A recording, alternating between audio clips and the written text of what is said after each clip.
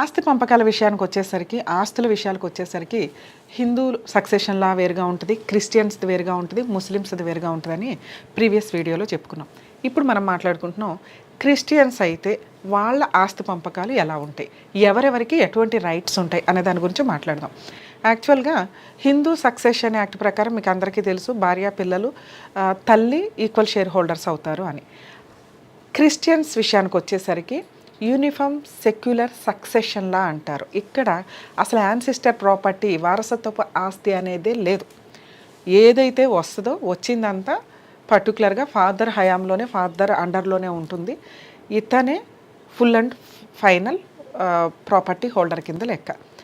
ఈయన కుటుంబ అవసరాల నిమిత్తం ఉన్నంతలో ఆ ప్రాపర్టీని ఎట్లయినా ఎక్కడికైనా విల్లు కానీ, గిఫ్ట్ డీడ్ కానీ, అమ్మకాలు కానీ, మోర్టగేజ్ కానీ ఏమైనా చేయొచ్చు.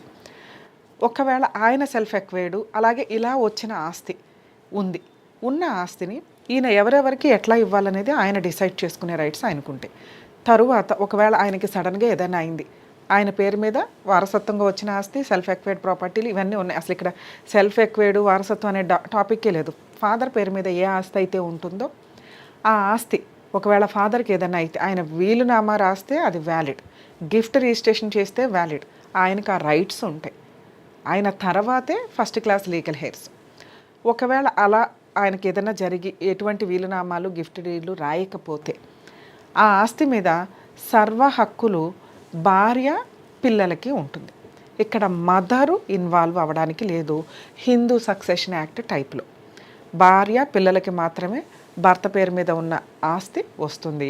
భార్యకి 1/3 షేర్ వస్తుంది, మిగతా 2/3 షేరు పిల్లలు మొత్తం సమానంగా పంచుకోవాలి. ఒకవేళ 5 పిల్లలు ఉన్నారనుకోండి, ఈవిడికి 1/3 షేర్ వెళ్తుంది, 2/3 షేరు పిల్లలు 3, 4 ఎవరైతే ఉంటారో వాళ్ళు పంచుకోవాలి.